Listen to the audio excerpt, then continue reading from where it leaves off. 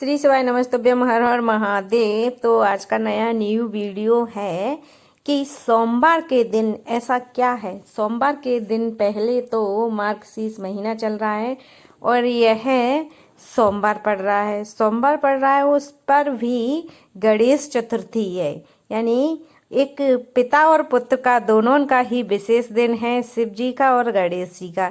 इस दिन आपको क्या करना है, मिट्टी के पार्थिव शिवलिंग बनाना है। मिट्टी के पार्थिव शिवलिंग तो हम हमेशा ही बनाते हैं, उस दिन हम चलिए कुछ अलग ही मिट्टी के बनाते हैं। मिट्टी कहीं भी हो, कुएं की, तालाब की, किसी भी चीज़ की मिट्टी नहीं होनी चाहिए। मिट्टी हो समी के वृक्ष के नीचे की मिट्टी। समी का वृक्ष आपके यहाँ कहीं भी लगा हो, घर में लगा हो, क्यारी में लगा हो, बाग में लगा हो, बगीचे में लगा हो, किसी गार्डन में लगा हो, मंदिर में लगा हो, पड़ोसी के यहाँ, अड़ोसी पड़ोसी किसी के यहाँ भी हो, आपको जितनी सी भी समीप के पेड़ के नीचे की मिट्टी मिल जाए तो वह बहुत ही शुद्ध मिट्टी हो। और इस मिट्टी से आपको पार्थिव शिवलिंग बनाना है, उनके ऊपर आपको रुद्री बनानी है, पूरा सह परिवार बनाना है। आपको कार्तिकेय जी, गणेश जी, माता पार्वती जी बनानी है, नंदी जी बनाने हैं और एक सखी बनानी है। आपको इस तरह से आपको महादेव का अभिषेक भी करना है। अभिषेक किस तरह से किया जाता है कि आपको महादेव बनाए आप, तो ये सबसे पहले पार्थिव शिवलिंग बनाएंगे। आपने किसी समी के पेड़ के नीचे की मिट्टी ले ली है और उसमें आपको एक जल का पात्र लेना है, जिसमें थोड़ा सा गंगा जल डालना है और थोड़ा सा आपको शुद्ध जल। उससे आपको मिट्टी को गूंदना है। गूंदने के बाद आप उनको लिंग की आकृति में, आपके सिर्फ एक उंगली के बराबर चौड़े होने चाहिए और अंगूठे के बराबर लंबे होने चाहिए। इससे ज़्यादा बड़े शिवलिंग नहीं होने चाहिए। और आप जिस तरह से भी उनका शेप दे सकें, जैसे जिस तरह से भी आप उनको बना सकें, इस तरह से मैंने बताया भी कि पूरा सह परिवार होना चाहिए। अभिषेक में क्या क्या लगेगा आपको, तो चलिए अभिषेक करते हैं। अभिषेक के लिए आपको शुद्ध जल लेना है। जल से आपको वह पार्थिव शिवलिंग का अभिषेक करना है। महादेव के ऊपर जल चढ़ाना है और सभी के ऊपर, सबसे पहले गणेश जी के ऊपर जल चढ़ाना है।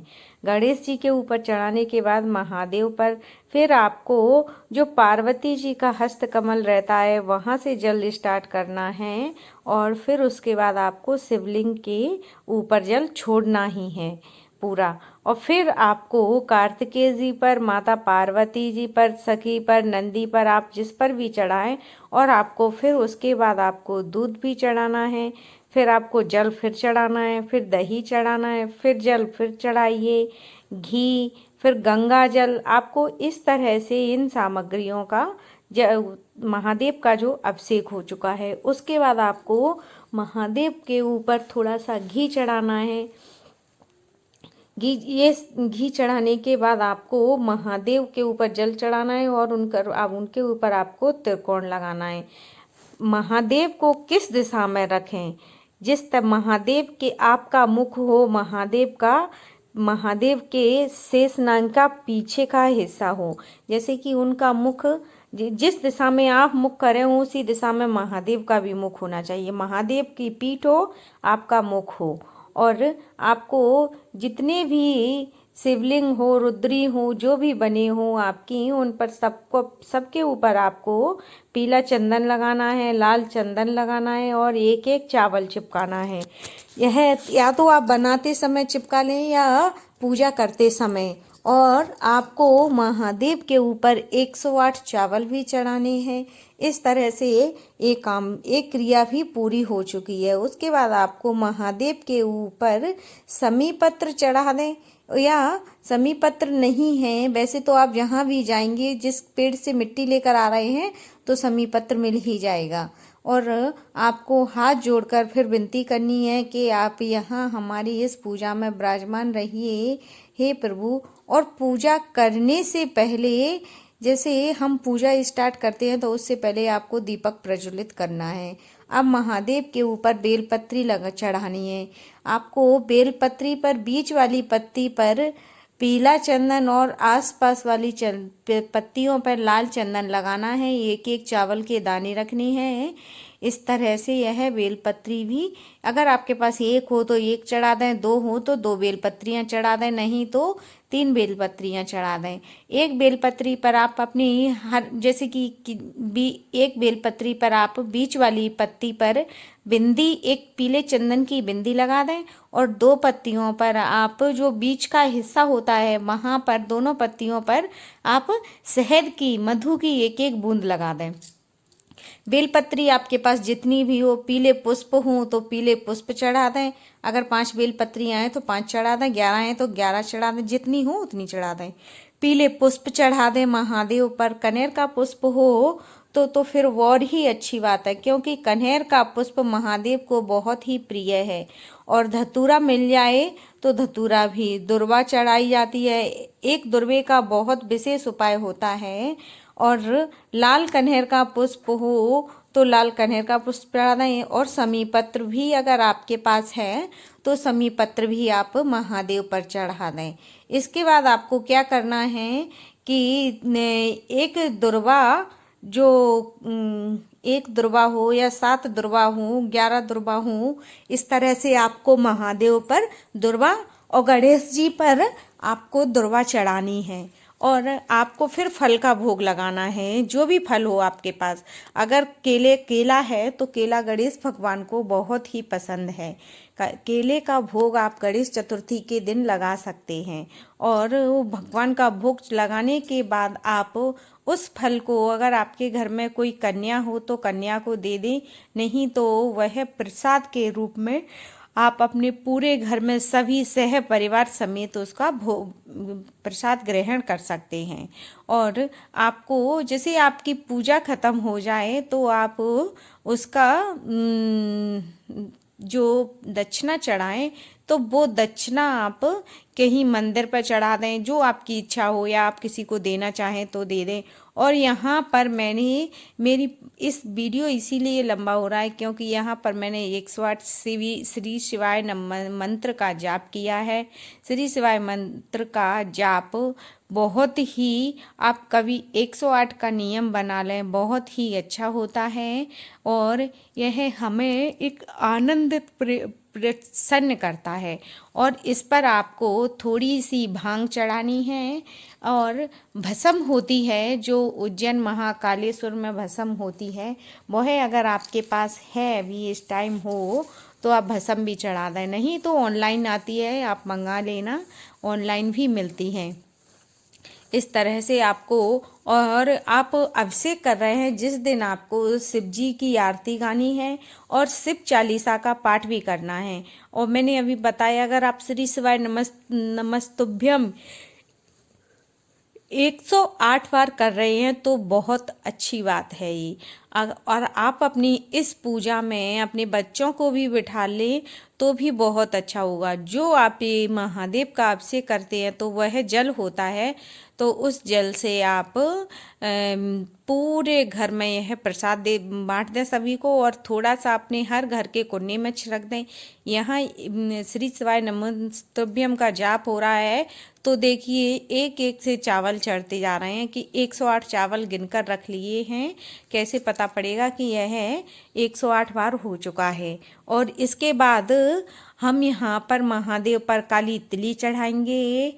काली तिली, आप चुटकी भर काली तिली ले लें, 5 लौंग ले लें, 5 काली मिर्च ले लें, 5 इलायची ले लें, और 2 आपको सुपारी लेनी है। वैसे सुपारी, जैसे अगर आप मिट्टी के नहीं बनाते हैं गणेश जी, तो आप सुपारी के भी बना सकते हैं। एक कलावा उन पर लपेटकर और सुपारी के गणेश जी बना लो। इस तरह से यह बन जाते हैं। उन पर गोल गोल गोल सुपारी होनी चाहिए। गोल सुपारी के बहुत ही सुंदर गणेश जी बनते हैं, जो कि इधर उधर ढरकते भी नहीं हैं, एक जगह आसन पकड़े रहते हैं। आपको वस्त्र के रूप में उनके ऊपर, महादेव के ऊपर कलावा चढ़ाना है। और आपको जनेऊ तो आपको विशेष कर महादेव के ऊपर चढ़ाना ही है। और मैंने बताया कि जैसे आप पूजा स्टार्ट करते हैं तो आपको सबसे पहले, एक पूजा करने से पहले एक दीपक प्रज्वलित तो कर लेना चाहिए। और आप जिस बर्तन में महादेव का अभिषेक कर रहे हैं उसके नीचे आपको एक चौक पूरना चाहिए। चौक के ऊपर आपको थोड़े से चावल भी रख दें। और इसके बाद आपको यहाँ पर मैंने बताया कि आपको शिव चालीसा करना है, श्री शिवाय नमस्तुभ्यम। महादेव की आपको इसमें कथा भी सुननी है। जैसे अभिषेक होता है, अभिषेक हम प्रदोष के दिन अभिषेक करते हैं, शिवरात्रि के दिन अभिषेक करते हैं, सोमवार के दिन भी अभिषेक कर लेते हैं। तो इसमें आप जौन सा अभिषेक पड़े, जिस दिन का पड़े, आप उस दिन महादेव की कथा सुन सकते हैं। और आपको उसके बाद आपको शिव चालीसा का पाठ करें, आरती भी कर लें शिव चालीसा की। अगर गणेश जी की आरती कर सकते हैं आप तो गणेश जी की भी आरती कर लें। वैसे तो हमारे यहाँ तो हम सबसे पहले अपनी यहाँ पूजा जो हमारी डेली की होती है उसमें सबसे पहले गणेश जी की ही आरती होती है। और इस तरह से अपने घर में सभी लोगों को, जितने भी सदस्य हों, जो आप महादेव पर चंदन चढ़ाते हैं, चंदन से टीका लगाते हैं, उसी थाली से अपने घर में जितने भी बच्चे हों, स्त्रियां पुरुष सभी हों, उनके मस्तक पे आपको इस तरह से बिंदियां लगानी हैं। और यह मतलब एक जब हम पूजा करते हैं तो हमारा मन इतना प्रसन्न रहता है। मैं तो महादेव जब बनाती हूँ तो मुझे बहुत अच्छा लगता है। लेकिन कभी कभार क्या है, टाइम की वजह से थोड़े से क्या है, टाइम लगता है उनमें बनाने के लिए, 1-1.5 घंटा लगता है। और यहाँ पर मैंने बताया कि आपको जो भी आप प्रसाद चढ़ाएं, जो भी करें, तो उसका भोग आप पूरे घर में सभी को बांट दें। और आपको सबसे लास्ट में हवन करना है। हवन हमारे यहाँ तो 365 दिन होता है। अगर शाम के टाइम अभिषेक हो तो हम अभिषेक वाले दिन अलग से हवन करते हैं। और इसमें से थोड़ा सा जल आप निकाल के रख लें और पूरा बचे तो आप किसी पेड़ों में सिरा दें। पेड़ों में, पेड़ के अंदर, किसी भी पेड़ के अंदर डाल दें तो वह ठीक रहता है। इसको ऐसे ही नहीं फेंकते। और यहाँ पर होने लगी है आरती। आरती होने लगने के बाद आपको एक दीपक में, या आप जिस आरती में प्लेट में आरती रखे हो उसमें आपको कपूर की भी आरती करनी है। कपूर की आरती बहुत ही अच्छी होती है। जितनी घी के दीपक की और तिली के दीपक की रहती है उतनी ही अच्छी कपूर की भी आरती रहती है। इस तरह से जीवन के इस मंच पर, ये एक मंच ही है जो बड़ा अजीब है।